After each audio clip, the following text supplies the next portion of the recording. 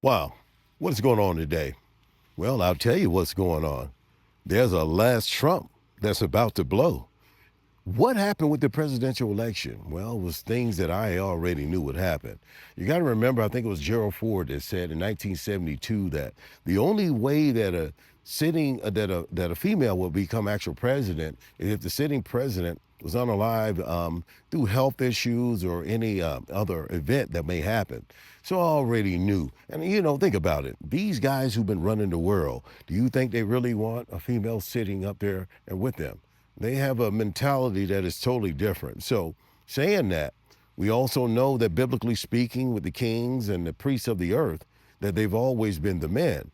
And so things don't change. And I knew that even though this person was heralding himself as being one of us, and we knew that she wasn't whatsoever, and the masses were jumping on board trying to push her, I knew that that agenda wouldn't work because there's a battle that's about to happen.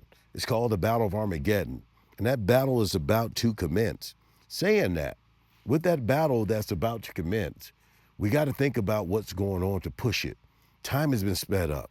Have you not noticed how a few days seem like, a couple days? And then when you get into a week, it seems like it's only been a few. Everything is sped up. A month goes by so fast. Next thing you know, you're at the end of the year. We're at the last trump.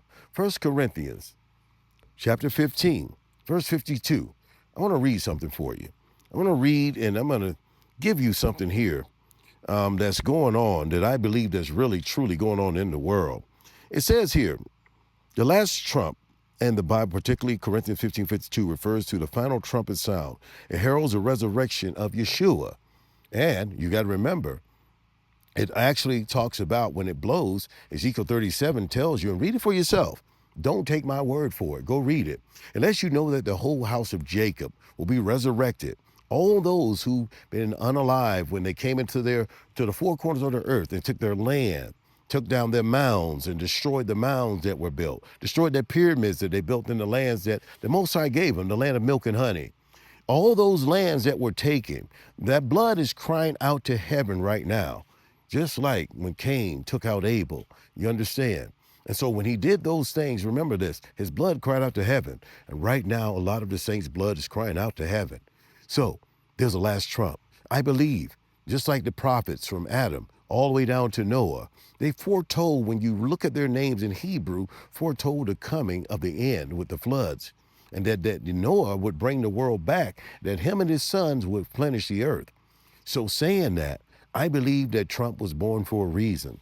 I believe he was to herald the last trump. I'm going to read 1 Corinthians chapter 15, verse 52. It says here in 1 Corinthians, let me get this real quick, one moment.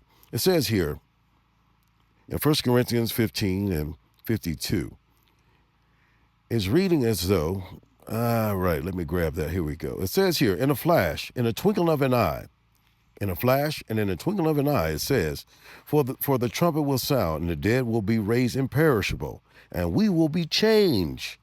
Now, saying that, that goes back to Ezekiel 37. And when you read it, you'll learn that it's the whole house of Jacobites, that these children who were scattered to the four parts of the earth, that when that trumpet blows, because they're the what? Two witnesses, northern and southern tribe, that we will be called up and the whole world was going to know, because Israel means what? It means inside. It means it's the end for everyone else, especially when that last trumpet goes off. Folks, when you see these storms, these earthquakes, these tornadoes, because the Most High says he comes in what? He comes in a whirlwind. Now, we just had, and I think it was Iowa, 2 or 3 tornadoes that hit down at 2 or 3 in the morning. Remember I always said how he comes like a thief in the night? He comes when people are at rest. He doesn't want you to have rest right now. He wants you to be worried. He wants you to be afraid. The Most High wants you to be very afraid. Why? Because the fear of the Most High is the beginning of wisdom. Once you fear him, then he knows you'll do something. You'll do what he told you that Adam, listen, Noah said that man wouldn't repent. The prophet John said that man would not repent, John the Baptist, when he wrote Revelation. These are the two things that these two men said that would happen, that in the latter days that man would not repent of their sins. The Most High does not want anyone to perish. He wants everyone to repent so that they can make it into the kingdom. I knew that your VP would not be president. I knew it because they're not going to let a female in. And as Ford said, unless one sitting perish, that's the only way one would come in. Saying that, he has a name, and that name is called Trump because he is the last Trump. And I believe, and let's think about the policies that have been handed out lately.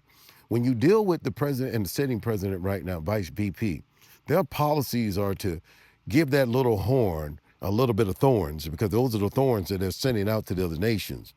But at the same time, to be kind of conservative, not to push it too hard. They know that once they go into a major war, that the oil price is going to shoot up. A lot of their stocks, the things they've invested in heavily, they're going to lose a lot of money. So they're trying to not only save it, they're trying to hold on to the things or the old world. Another thing to think about. When you do the election, it's not an election, it's a selection. The Electoral College makes the decisions. So saying that, why do they try to keep pushing for Jacobites to vote? Why do they keep pushing for us so hard? And why do they keep going? Why do they keep pushing for us to vote? Well, in the past, our people always wanted a king. And Samuel told the people, you have a king over you. You have a living God. But they wanted to go ahead and get another king, a man. Whenever we voted or tried to go out with other nations and vote for another nation, that means that we spiritually chosen another Pharaoh over us. The Most High does not want Israel, Jacob's children, to have another Pharaoh over them. This is why when you raise your right hand, this is why he says, take the oath of no man. And when you give that pledge and when you vote for these people, you basically giving a pledge to another Pharaoh instead of the living Elohim. Because these pharaohs could not save you during a war, through battles. And many times you've had other men boast about how they can take out the nation and our Jacob's children and how they could do things. But the Most High would always go before us and fight our battles to show that he's not fight with a bow or a gun or weapons or horses or many men. He fights with spirit. He takes his long arm, he reaches out and he destroys the people who offend his people. That's why the Carolinas happen. This is why you see what's going on the whole earth right now. The whole earth is undergoing through hell because right now birthing pains are happening. Jacob's children are about to be delivered. And so when this man was voted in, he is the last Trump. He said that he wants to go in and tear up the infrastructure and the other nations with a little horn is going against them. Now, saying that, that means he gets in, that he is what we would call a war horse. And that means that he's going to push the battle of Armageddon full forward. Folks, time is sped up. And right now, it's time for you to sweep your house clean. It's time for you to repent of things you've been doing. It's time for you to realize that you can't just watch football. You can't be watching Atlanta Housewives. You can't be sitting around being idle right now. This is not the time to be idle. As one of the men of the Most High, as one of his servants, I'm telling you right now what he's showing me. I saw children running the other day, 2 days ago, in a vision. It was so real, out of schools and running home because they was hearing that there were certain things hitting the Americas, certain things coming on America. And it wasn't just these men, but it was also spiritual creatures. And I do believe there is going to be a fake alien invasion. They have to do that so that you start jumping on these planes, these ships, and following them, not waiting on the Messiah. He says, let no man deceive you. If they say that he's in the mountains or the hills, do not believe it. Until you see the moon not give its light, and the stars fall, and the sun does not shine, and the heavens roll up like a scroll, and he comes with Michael and 10,000 saints, know that is not him. But do know this, his spirit is on the earth right now. He's waking his children up, not only his children, but the handmaids and servants, people of other nations who believe, and they have a good heart, and they follow the Messiah no matter where he goes. They follow Yeshua.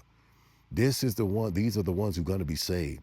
That trumpet that's about to blow, the whole house of Jacob is about to be resurrected. All of our people who've been unalive when they came into the Americas and took the land, Canada, Mexico, when they came to North America, South America, Central America, when they came into that land over there in Israel, when they came into what we would call Utah in this country, which was the land of Judah, when they came into the land of Saudi Arabia, which was our land, when they did all of these things and took our land, the Most High said, you know what? I'm going to come back and recompense my children. And right now, folks, that last trump is about to blow. 1 Corinthians 15 and 52.